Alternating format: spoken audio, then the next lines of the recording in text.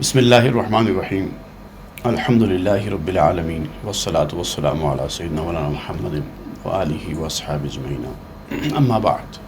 سورہ الاعراف کا بیان ہو رہا ہے اور گزشتہ ہم آیت نمبر 163 پر یہ سلسلہ روکے تھے، آج اس کے بعد ہم جاری رکھیں گے۔ اعوذ باللہ من الشیطان الرجیم، بسم اللہ الرحمن الرحیم۔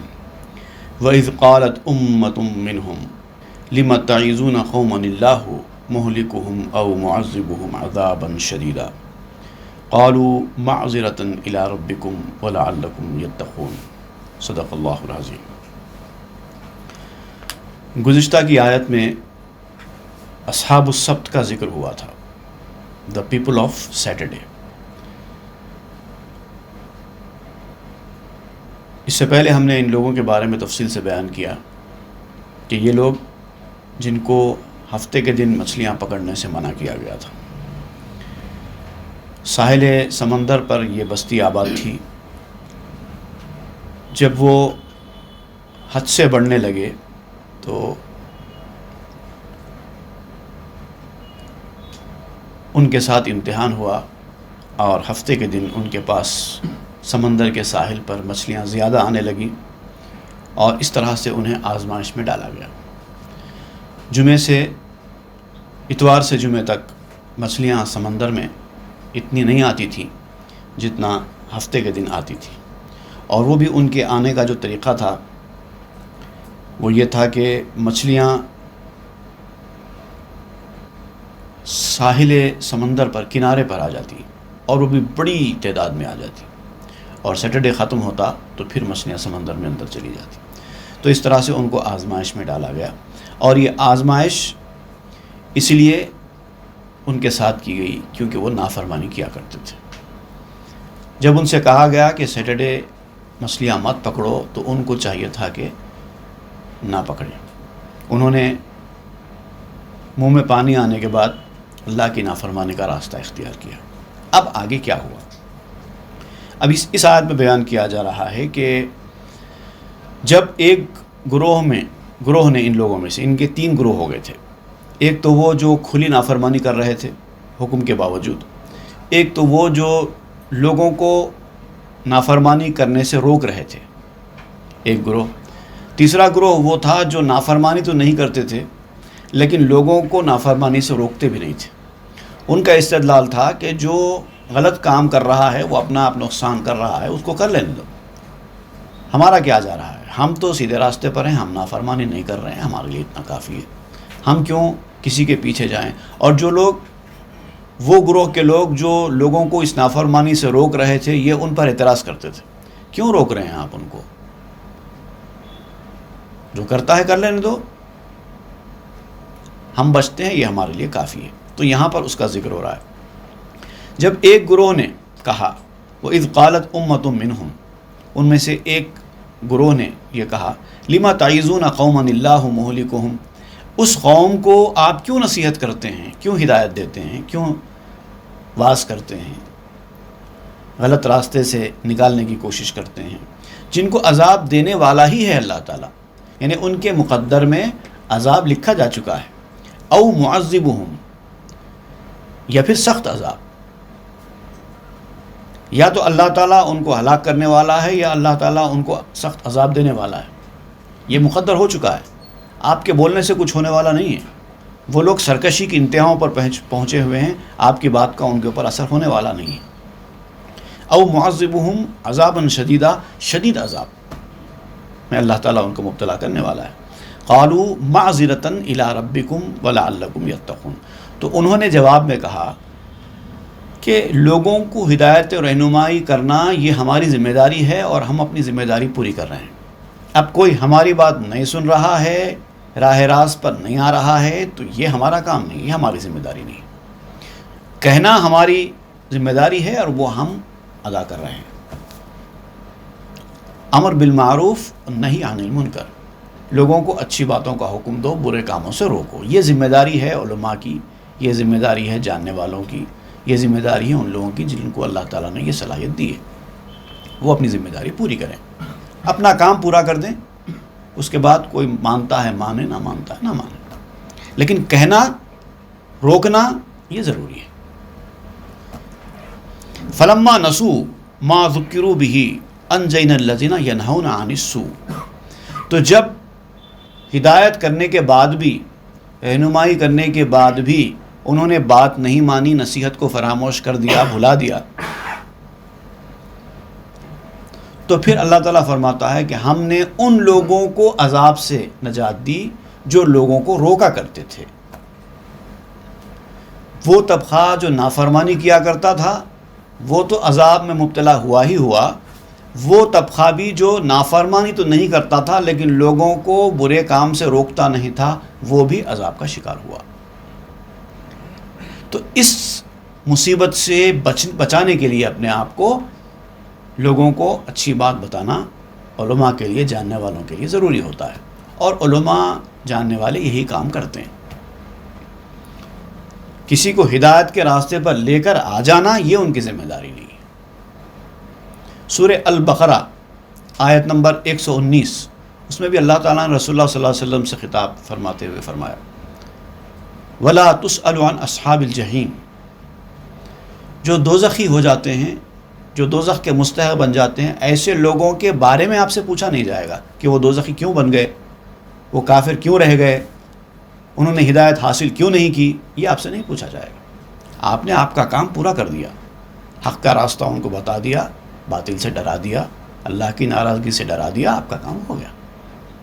جو یہ بھی نہیں کریں گے وہ اللہ کی گرفت میں آئیں گے۔ وَأَخَذْنَا الَّذِينَ ظَلَمُوا بِعَذَابٍ بَئِيسٍ بِمَا كَانُوا يَفْسُقُونَ، اور ہم نے ان لوگوں کو پکڑ لیا جنہوں نے ظلم کیا تھا،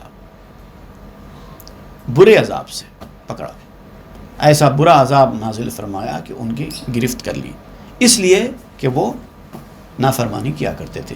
ایک تو اس عمل سے بچنا تھا ان کو جو وہ کر رہے تھے، ان سے کہا گیا تھا کہ ہفتے کے دن مچھلی مت پکڑو، وہ پکڑ رہے تھے، وہ طبقہ تو ہو گیا، لیکن جو نافرمانی نہیں کر رہے تھے وہ بھی ایک طریقے سے نافرمانی کر رہے تھے۔ کیوں کہ اللہ نے حکم دیا تھا لوگوں کو اچھے کاموں کا حکم دو، برے کاموں سے روکو، انہوں نے وہ نہیں کیا تو گویا وہ بھی نافرمانی کر رہے تھے۔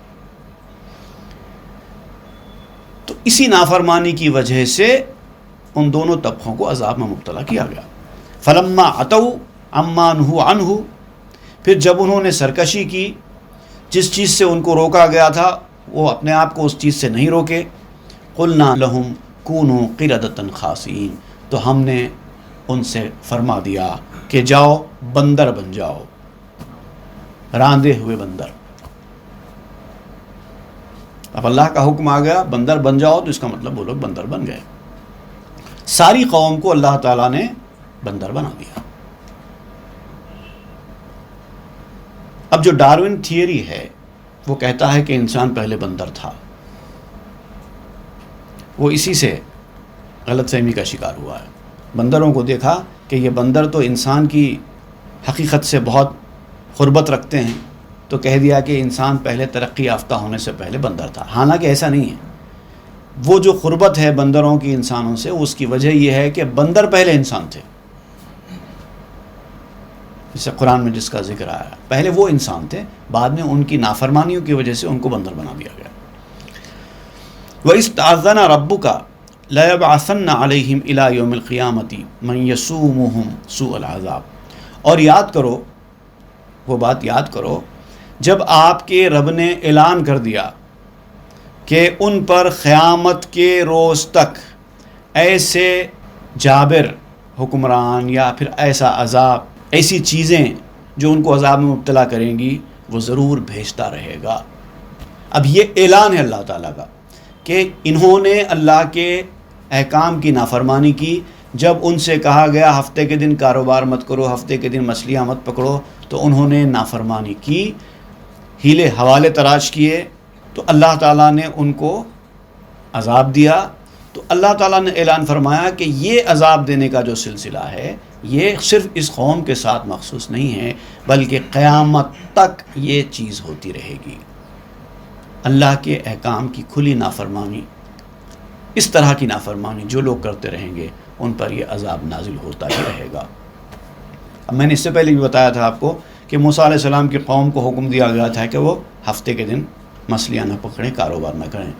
ہماری قوم کو، امت محمدیہ کو بھی حکم دیا گیا ہے کہ جمعے کے دن اذان کے بعد سے نماز ختم ہونے تک کاروبار مت کرو، لیکن ہم لوگ برابر کیے جا رہے ہیں، اور علماء اگر اس تعلق سے روکتے نہیں ہیں تو ان کا بھی شمار ان لوگوں میں ہو جائے گا۔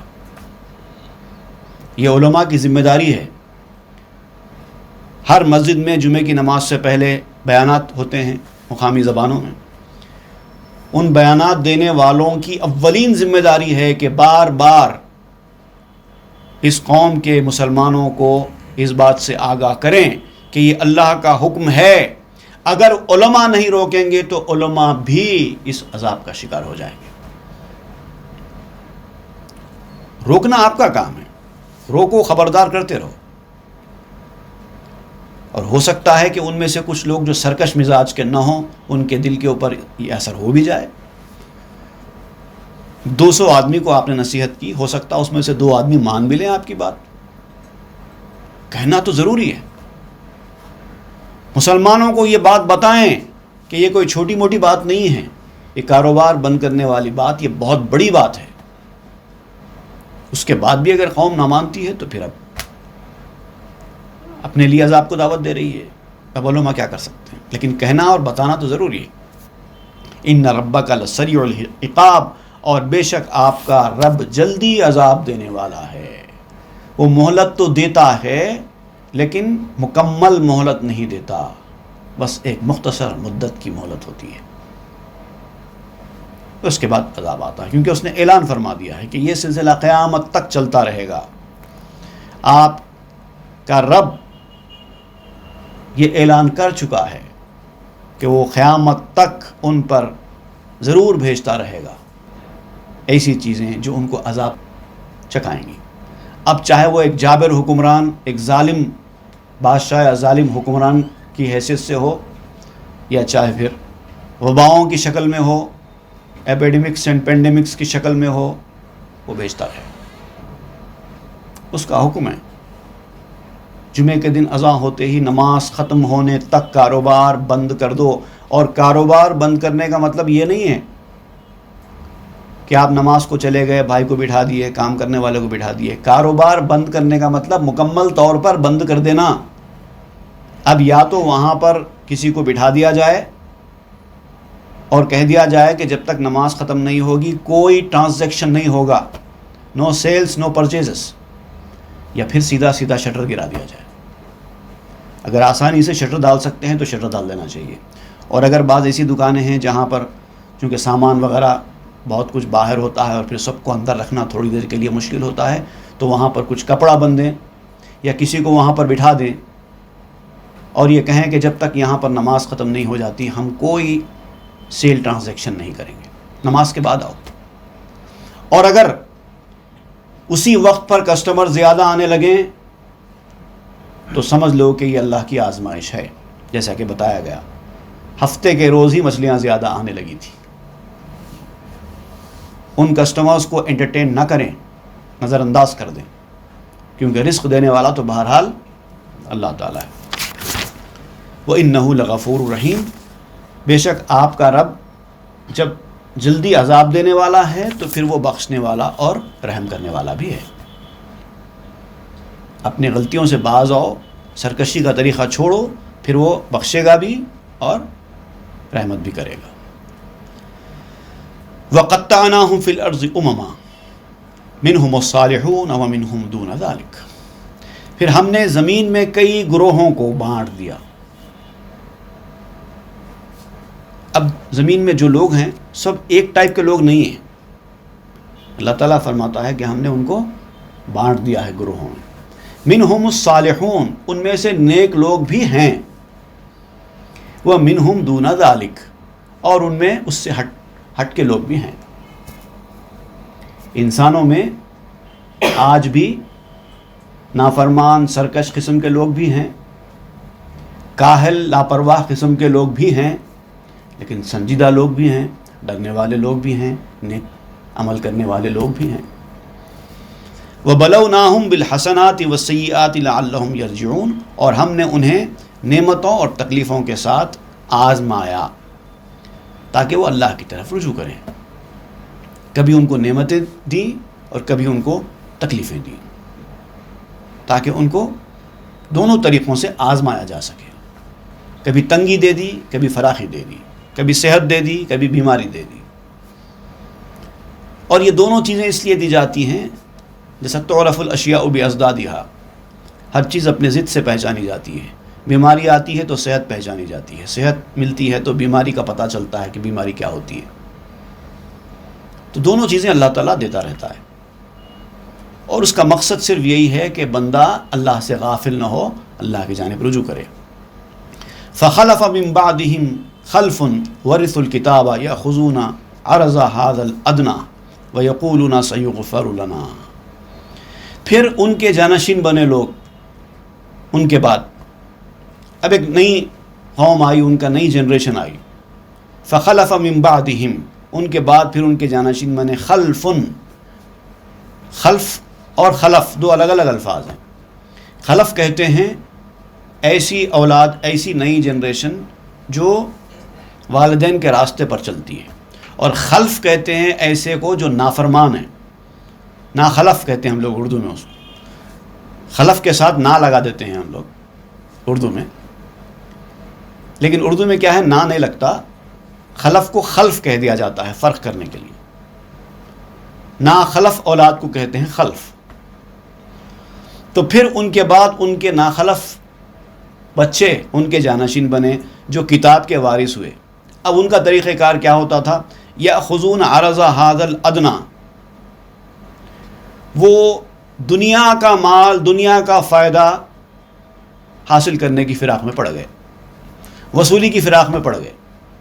والدین کے راستے کو، آبا و اجداد کے راستے کو چھوڑ دیا، وصولیوں کے راستے میں پڑ گئے، اور لوگوں کو جھوٹی تسلی دینے لگے. وَيَقُولُونَ سَيُغْفَرُ لَنَا، اور یہ کہنے لگے کہ ہم کو ضرور بخش دیا جائے گا، ہمارے باپ دادا بڑے لوگ تھے، ہم کو بھی بخش دیا جائے گا. ڈرنے کی بات نہیں ہے،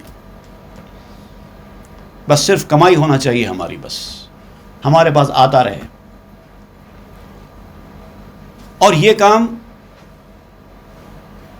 بڑے عجیب و غریب طریقے سے ہونے لگا. پہلے کے لوگ کیا کرتے تھے، قرآن کی آیتوں کو بدل دیتے تھے.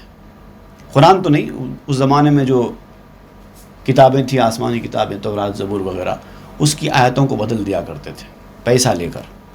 اب تو کیا ہے، آیتوں کے بدلنے کا کوئی تصور ہی نہیں ہے. اب یا تو معنی بدل دیتے ہیں، یا معنوں کی تعویل کر لیتے ہیں، یا پھر موقع کی مناسبت سے باتیں سناتے ہیں.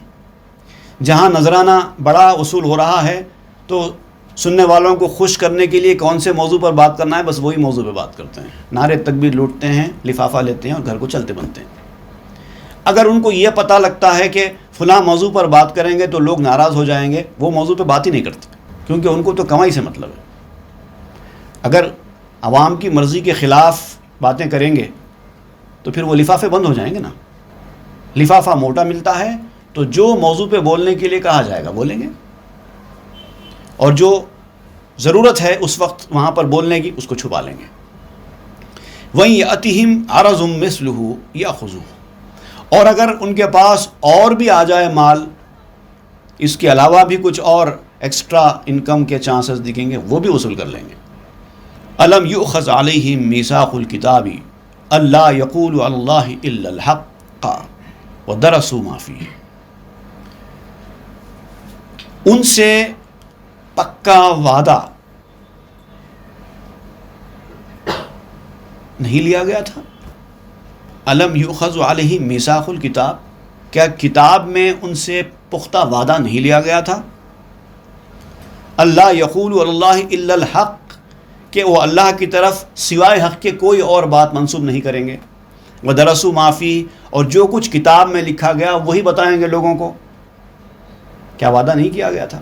دیکھیے، یہ بیان کیا جاتا ہے کہ جب آدم علیہ السلام کو جب تخلیق کیا گیا تو ان کی اولاد میں قیامت تک جتنے لوگ ہونے والے تھے سب سے اللہ تعالیٰ نے ایک باطنی طور پر وعدہ لیا تھا پیدا ہونے والے لوگوں سے، کہ میں پیام بھیجوں گا اپنا میسیج انسانوں تک پہنچاؤں گا، اس پر عمل کریں گے نہیں کریں گے، مجھے رب مانیں گے نہیں مانیں گے، اس کو کہتے ہیں میثاق۔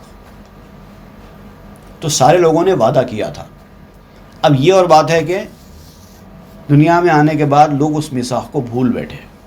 اب ایک بڑا عجیب و غریب قسم کا سوال ہوتا ہے، بعض لوگوں کے ذہن میں بھی آتا ہے، میں چاہتا ہوں کہ اس کو بھی وضاحت کر دوں کہ جو وعدہ ہم کر چکے ہیں پیدا ہونے سے پہلے اللہ تعالیٰ سے کہ اس کو اپنا رب مانیں گے، اس کے راستے پر چلیں گے، اس کی تعلیمات پر عمل کریں گے، اب یہ بھول گئے نا، سارے کے سارے بھول چکے ہیں، کسی کو بھی یاد نہیں ہے۔ تو جو چیز یاد نہیں ہے اس کے بارے میں کیوں پوچھ ہو رہی ہے؟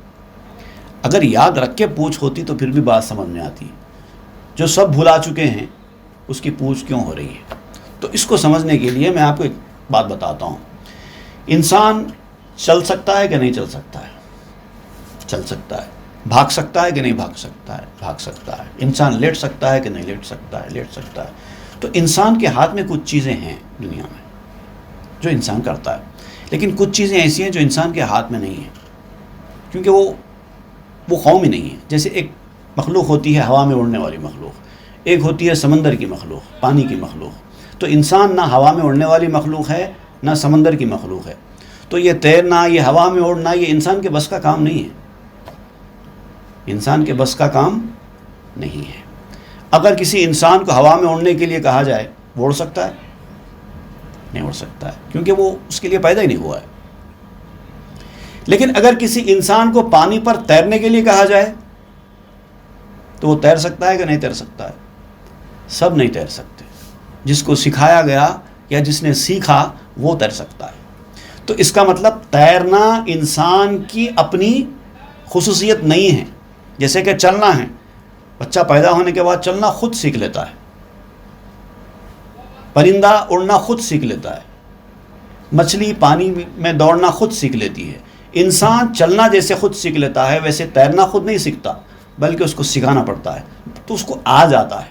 تو اس کا مطلب یہ ہوا کہ بعض چیزیں انسان کے اندر ایسی ہیں جو انسان کسی قیمت پہ کر ہی نہیں سکتا، جیسے کہ اڑنا ہے، سکھانے کے بعد بھی کوئی نہیں اڑ سکتا، لیکن تیرنا سکھانے کے بعد آدمی تیر سکتا ہے۔ تو بعض چیزیں ایسی ہوتی ہیں انسان کے اندر ہیں تو صحیح، لیکن اس کو سکھانے کی ضرورت پڑتی ہے، یاد دلانے کی ضرورت پڑتی ہے، ہدایت دینے کی ضرورت پڑتی ہے۔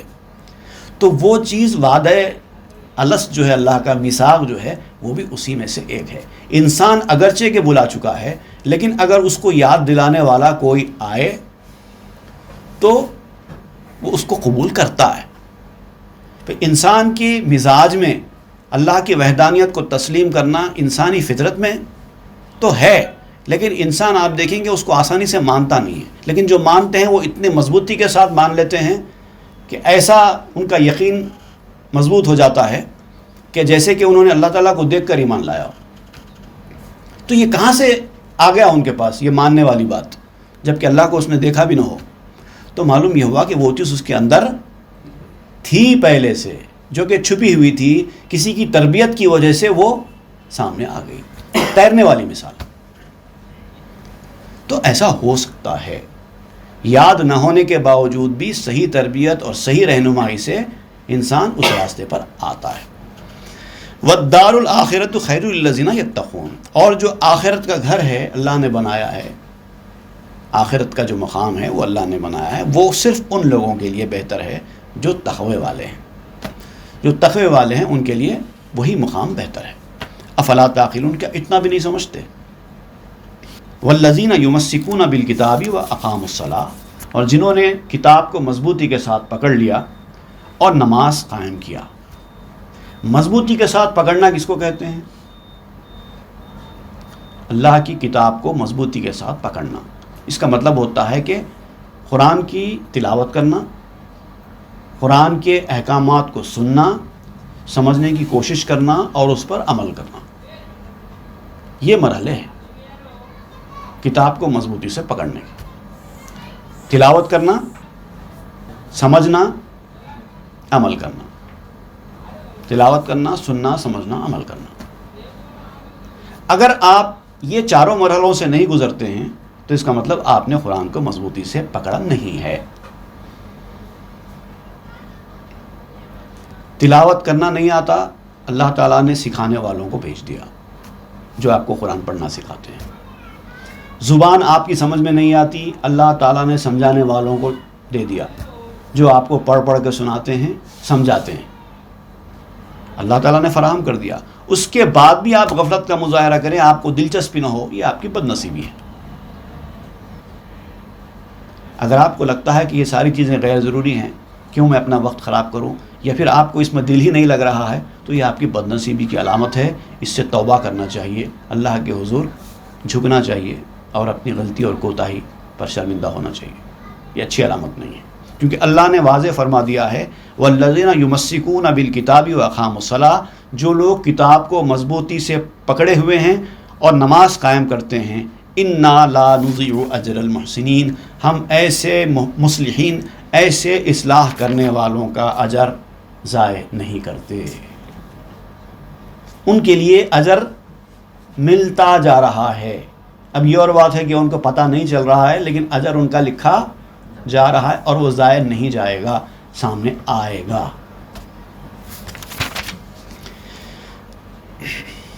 وَإِذْ نَتَقْنَا الْجَبَلَ فَوْقَهُمْ كَأَنَّهُ ظُلَّةٌ وَظَنُّوا أَنَّهُ وَاقِعٌ بِهِمْ، اور جب ہم نے پہاڑ کو، نتقنا کہتے ہیں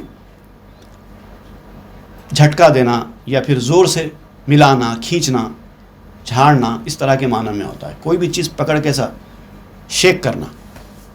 اور ایک معنی یہ بھی بیان کیے گئے ہیں، کسی بھی چیز کو جب جڑ سے اکھاڑ دیتے ہیں، خالی اوپر اوپر سے نہیں بلکہ اندر گہرائی میں جہاں اس کی جڑ ہوتی ہے وہاں سے کھینچ کے نکال دینا، وہ بھی ہوتا ہے نتق۔ تو وَإِذْ نَتَقْنَا الْجَبَلَ، اور جب ہم نے اکھاڑا پہاڑ، فوقہم، ان کے اوپر، کأنہ ذلۃ، جیسے کہ وہ ان کا سائبان ہے، اس کا سایہ ہے، وظنوا انہ واقع بہم، اور یہ خیال کرنے لگے کہ وہ ان پر گر پڑے گا۔ یعنی یہاں مراد ہے زلزلے سے۔